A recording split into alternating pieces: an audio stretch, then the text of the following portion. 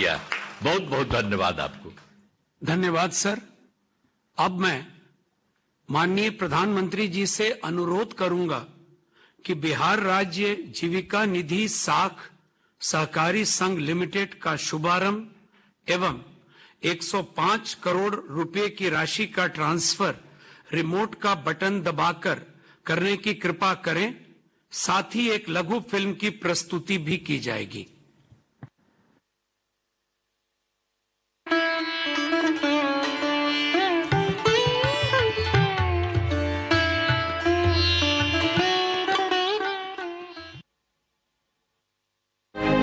भारत के लोकप्रिय प्रधानमंत्री श्री नरेंद्र मोदी जी की प्राथमिकताओं में बिहार का विकास हमेशा सर्वोपरि रहा है। बात चाहे आधारभूत संरचनाओं के निर्माण की हो, शिक्षा, स्वास्थ्य जैसी बुनियादी सेवाओं की हो या महिला सशक्तिकरण के प्रयासों की, हर क्षेत्र में बिहार राज्य को पूर्ण सहयोग प्राप्त हो रहा है। बिहार का तेज विकास केंद्र की एनडीए सरकार की बहुत बड़ी प्राथमिकता है।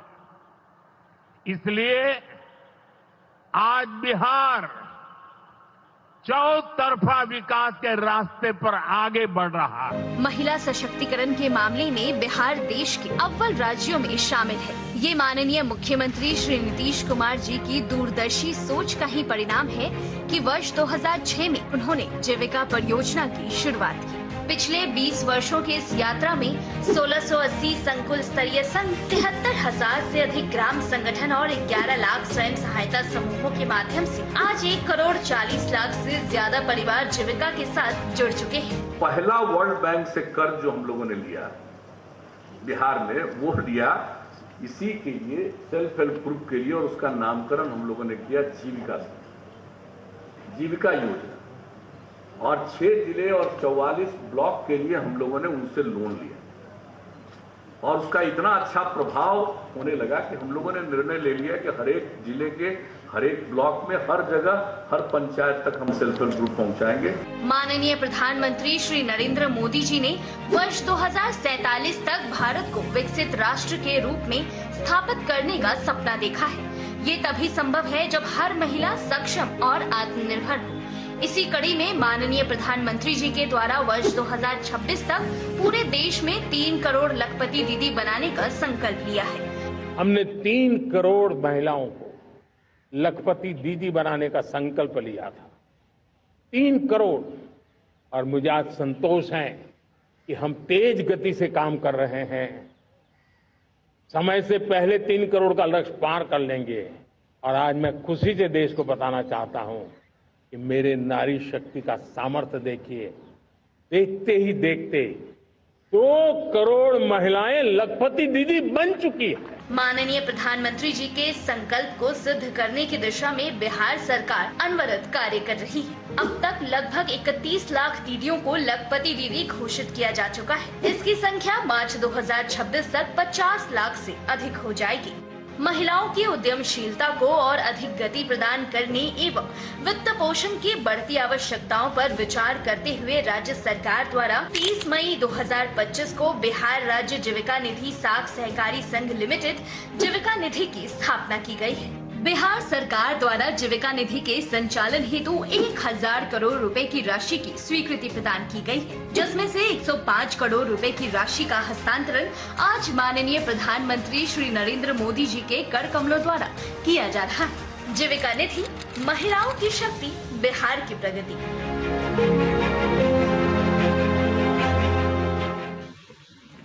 धन्यवाद सर। अब मैं माननीय प्रधानमंत्री जी से अनुरोध करूंगा कि आप अपने संबोधन से हम सभी का मार्गदर्शन करने की कृपा करें।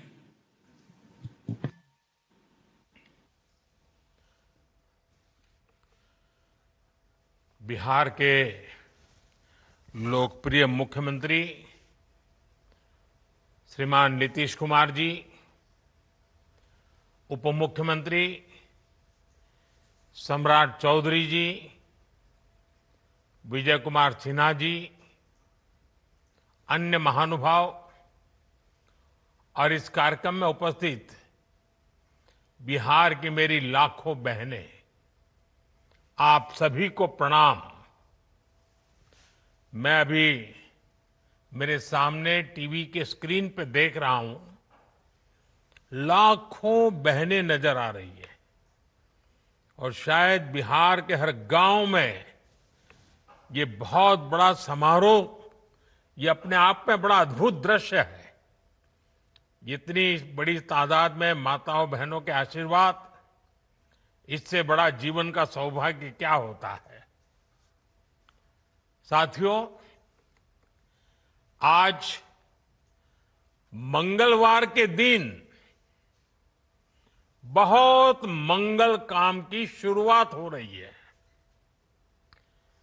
बिहार की माताओं बहनों को आज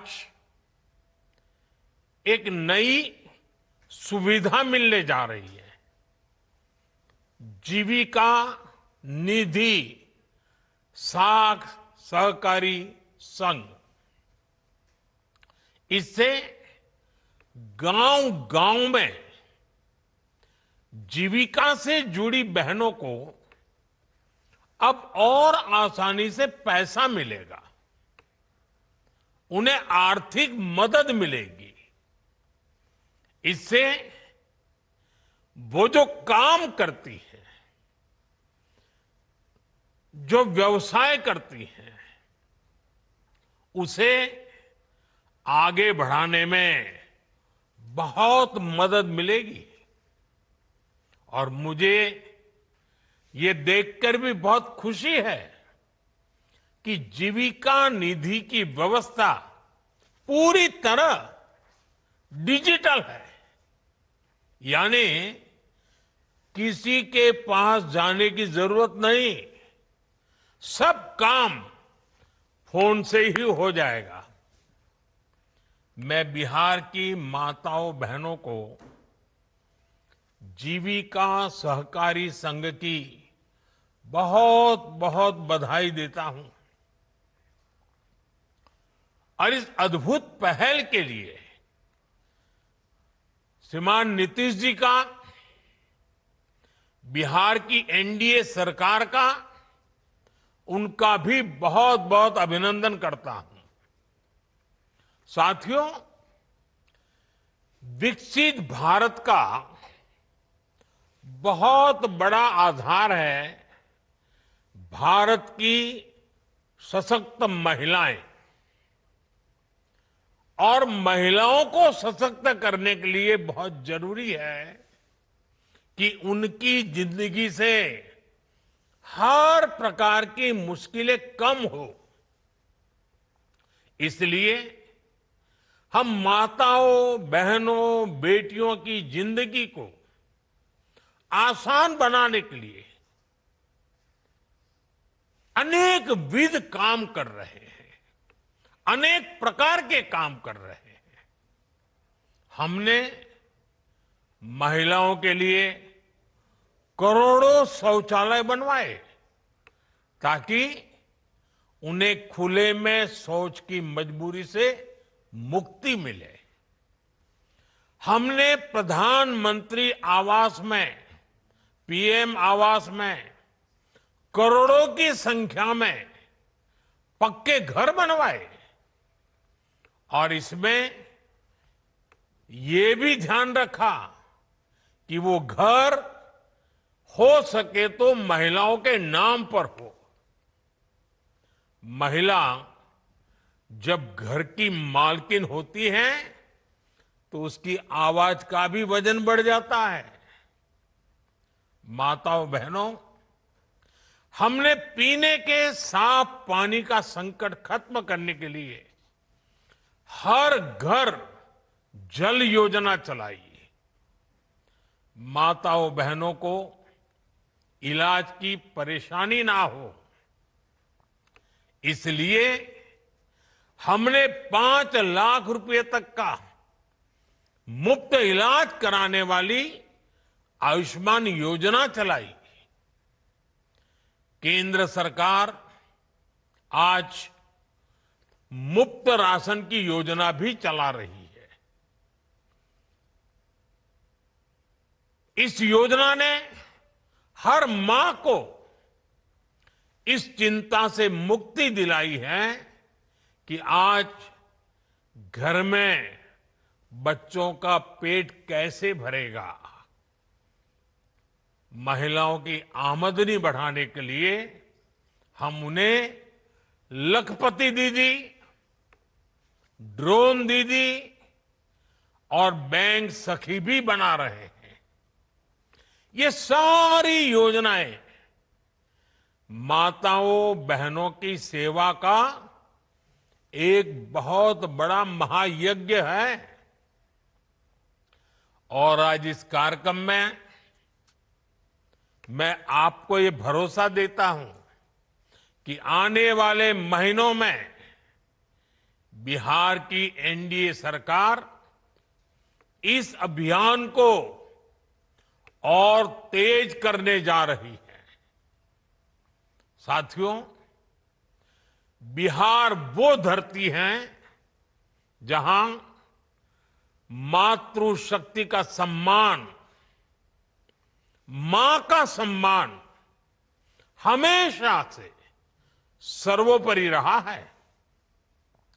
यहां गंगा मैया, कोसी मैया, गंडकी मैया, पुनपुन मैया, इन सब की पूजा होती है। और हम सब गर्व से कहते हैं, जानकी जी यहां की बेटी हैं। बिहार के संस्कार में पली बड़ी यहां की सिया धिया दुनिया की सीता माता है। छठी मैया को नमन करके हम सब धन्य हो जाते हैं। कुछ दिनों बाद नवरात्र का पावन पर्व शुरू होने वाला है। पूरे देश में नव दुर्गा की पूजा होगी, मां के 9 रूपों की। लेकिन बिहार और पूर्विया इलाके में नव दुर्गा के साथ सतबहिनी पूजा की परंपरा भी पीढ़ियों से है।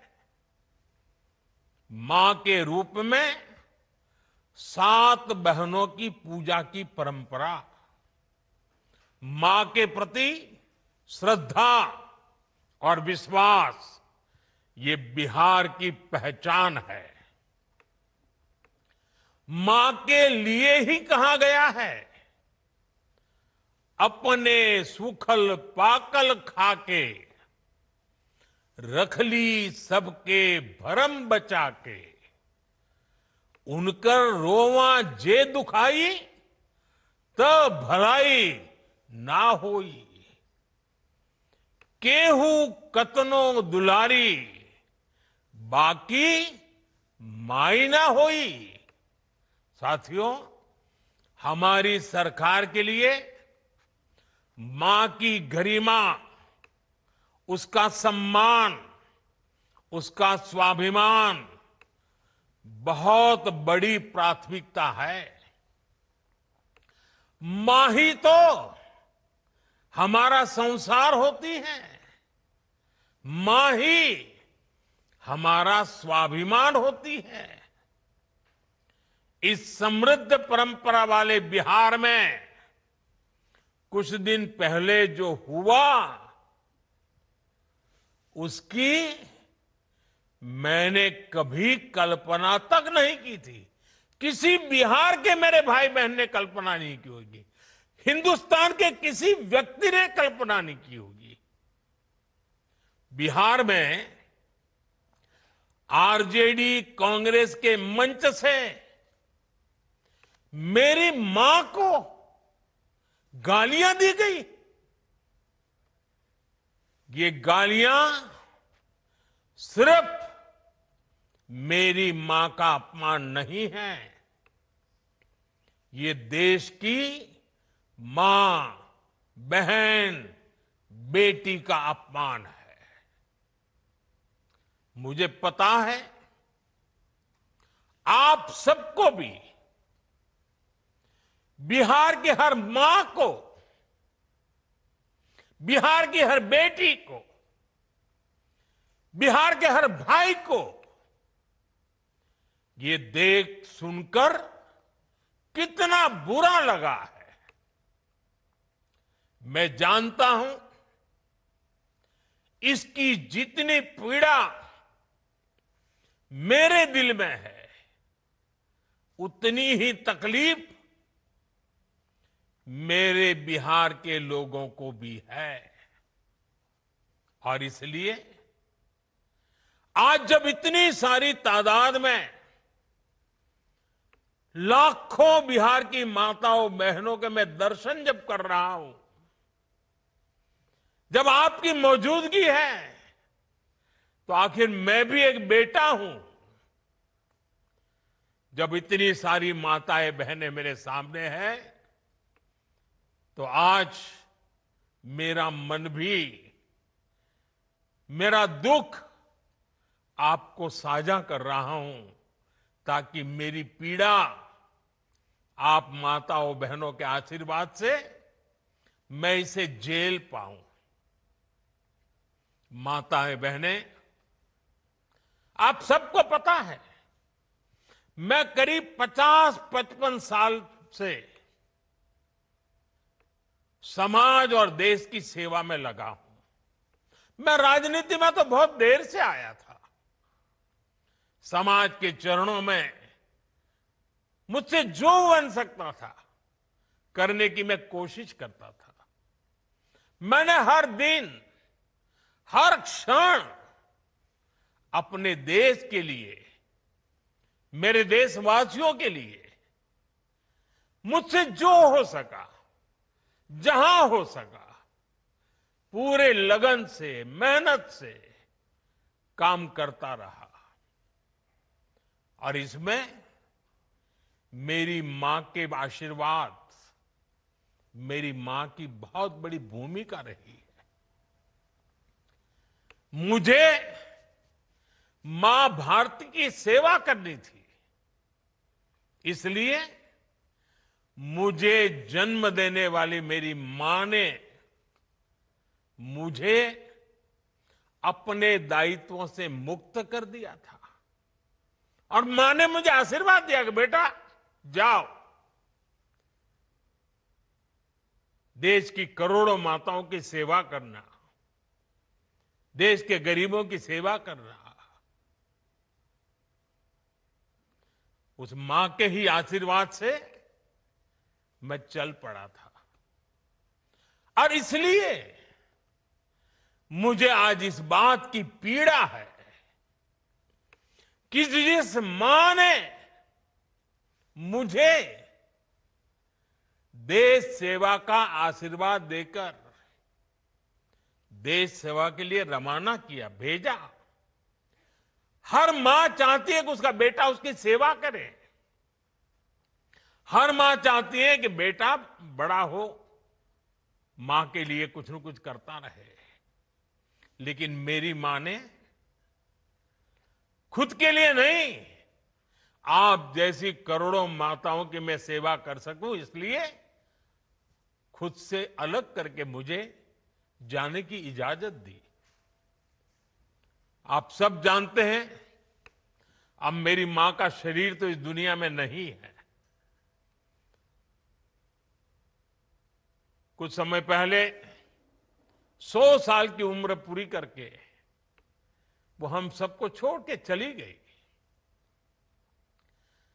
मेरी उस मां को, जिसका राजनीति से कोई लेना देना नहीं, जिसका शरीर भी अब नहीं है, मेरी उस मां को आरजेडी कांग्रेस के मंच से भद्दी भद्दी गालियां दी गई। माताएं बहनें, मैं देख रहा हूं आपके चेहरे, आपको भी कितना दर्द हुआ होगा। मैं देख रहा हूं कुछ माताओं के आंख में आंसू मुझे नजर आ रहे हैं। ये बहुत ही दुख देने वाला है, कष्ट देने वाला है, पीड़ा देने वाला है। क्या गुना, उस मां का क्या गुना जैसे भद्दी गालियां सुना दी जाए। साथियों, हर मां अपने बच्चों को बहुत तपस्या करके पालती है। यहां मेरे सामने बैठी हुई हर मां उतनी ही लगन से, उतनी ही तपस्या से अपने बच्चों को पालती है। बच्चों से बड़ा मां के लिए कुछ नहीं होता है। मैंने भी बचपन से अपनी मां को ऐसे ही रूप में देखा था। उन्होंने बहुत गरीबी में बहुत सारी तकलीफें सहते हुए अपने परिवार को, हम सब भाई बहनों को पाला था। मुझे याद है, बारिश का मौसम आने से पहले मां इस कोशिश में जुट जाती थी कि छत न टपके, ताकि उसके बच्चे चैन से सो सके। मां बीमार होती थी, फिर भी पता तक नहीं चलने देती थी, काम करती रहती थी, काम पर जाती थी। वो जानती थी कि अगर उसने एक दिन आराम किया तो हम बच्चों को दुख सहना पड़ेगा। कठिनाइयों का पता मेरे पिताजी को भी लगने नहीं देती थी मां।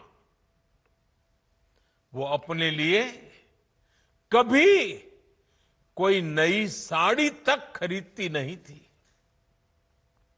वो एक एक पाई जमा करती थी ताकि अपने बच्चों के लिए एक जोड़ी कपड़ा बनवा सके। और बात भले मैं मेरी मां की कर रहा हूं, लेकिन मेरे देश में करोड़ों मां ऐसे ही तपस्या करती है। मेरे सामने जो माताएं बहनें बैठी है ना, उन्होंने भी इतना ही कष्ट झेला है। एक गरीब मां जीवन भर ऐसे ही तप कर अपने बच्चों को शिक्षा दीक्षा देती है, ऊंचे संस्कार देती है। इसलिए मां का स्थान देवी देवताओं से भी ऊपर माना जाता है। बिहार के ही संस्कार हैं, और हर बिहारी के मुंह से तो वो बात यूं ही निकलती है, माई के अस्थान देवता पितर से भी ऊपर होला। काहे कि आपन बाल बच्चा खातिर ऊ कौनो देवी नियर परछाई बनके पोस पाल के बड़े करेली, खुद ही दुख सह के दिखावेली संसार। माई के बिना तो कवनो जिंदगी भी ना पनप सकेला। यही से तो बारी माई महान। इसलिए साथियों, कांग्रेस आरजेडी के मंच से गाली, भद्दी गाली केवल मेरी मां को नहीं दी गई है। ये भद्दी भद्दी गाली करोड़ों माताओं बहनों को दी गई है। साथियों, एक गरीब मां की तपस्या, उसके बेटे की पीड़ा, ये शाही खानदानों में पैदा हुए युवराज नहीं समझ सकते। ये नामदार लोग तो सोने चांदी का चम्मच लेकर पैदा हुए हैं।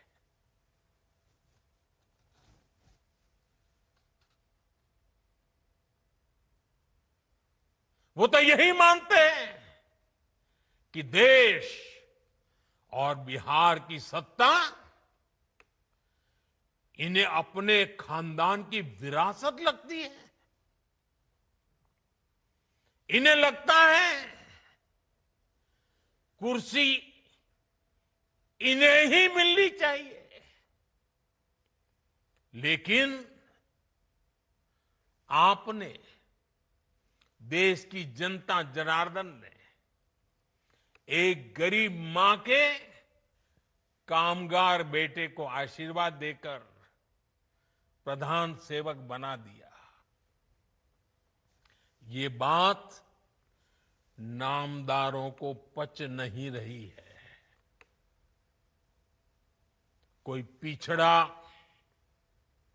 अति पिछड़ा आगे बढ़ जाए, ये कांग्रेस को तो कभी बर्दाश्त नहीं हुआ है। इनको लगता है नामदारों का तो अधिकार है कामदारों को गालियां देना। इसलिए आए दिन ये गालियों की झड़ी लगा देते हैं।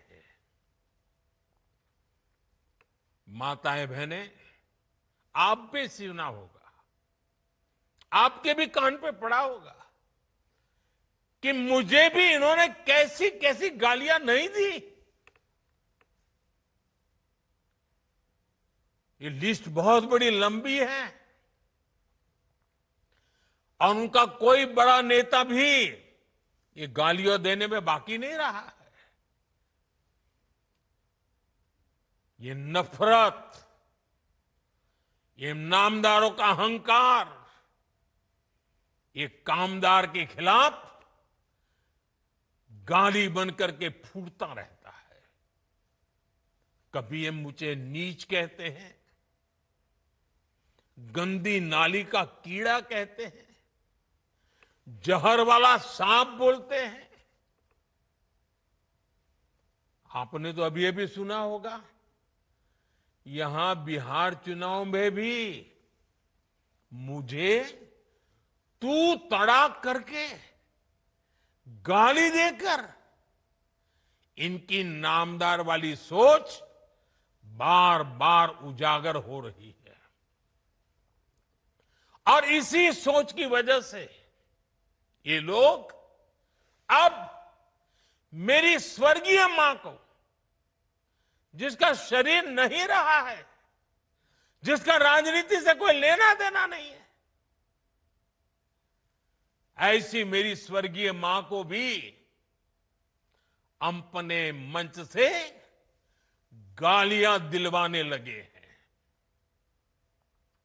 साथियों, मां को गाली देने वाली सोच, बहन को गाली देने वाली सोच महिलाओं को कमजोर समझती है। ये मानसिकता महिलाओं को शोषण और अत्याचार की वस्तु मानती है। इसलिए जब जब महिला विरोधी मानसिकता को सत्ता मिली है, सबसे ज्यादा तकलीफें माताओं, बहनों को, बेटियों को, महिलाओं को ही झेलनी पड़ी है। और ये बात बिहार की मेरी माताओं बहनों से ज्यादा कौन समझेगा। आरजेडी के दौर में जब बिहार में अपराध और अपराधी बेलगाम थे, जब हत्या, फिरौती और बलात्कार सामान्य बात थी, आरजेडी सरकार हत्यारों और बलात्कारियों को संरक्षण देती थी। आरजेडी के उस राज की सबसे ज्यादा चोट किसे उठानी पड़ती थी? बिहार की मेरी माताओं को, बिहार की मेरी बेटियों को, बिहार की मेरी बहनों को, हमारी बिहार की महिलाओं को उठानी पड़ती थी। महिलाएं घर से बाहर निकलने में सुरक्षित नहीं थी। उनके पति, उनके बेटे शाम तक जिंदा घर लौटेंगे, इसका कोई ठिकाना नहीं होता था। कब उनका परिवार उजड़ जाएगा, कब फिरौती के लिए उन्हें अपने जेवर बेचने पड़ जाएंगे, कब कोई माफिया उन्हें घर से उठवा लेगा, कब उनका सुहाग उजड़ जाएगा। हर महिला इसी खौफ में जीती थी। बिहार लंबी लड़ाई लड़कर उस अंधेरे से बाहर निकला है। आरजेडी को हटाने और बार बार हराने में बिहार की आप सभी महिलाओं की बहुत बड़ी भूमिका रही है। इसलिए आरजेडी हो या कांग्रेस, ये लोग आज सबसे ज्यादा आप सभी महिलाओं के प्रति भी बौखलाए हुए हैं। बिहार की हर महिला को इनकी मनसा समझनी चाहिए। ये लोग आपसे बदला लेना चाहते हैं। ये मौके की तलाश में हैं ताकि आपको सजा दे सके। साथियों, आरजेडी जैसे दल कभी महिलाओं को आगे नहीं बढ़ने देना चाहते और इसलिए ही ये महिला आरक्षण तक का पुरजोर विरोध करते रहे हैं। और जब एक महिला, एक गरीब घर की महिला आगे बढ़ जाती है, तब भी इनकी बौखलाहट दिखती है।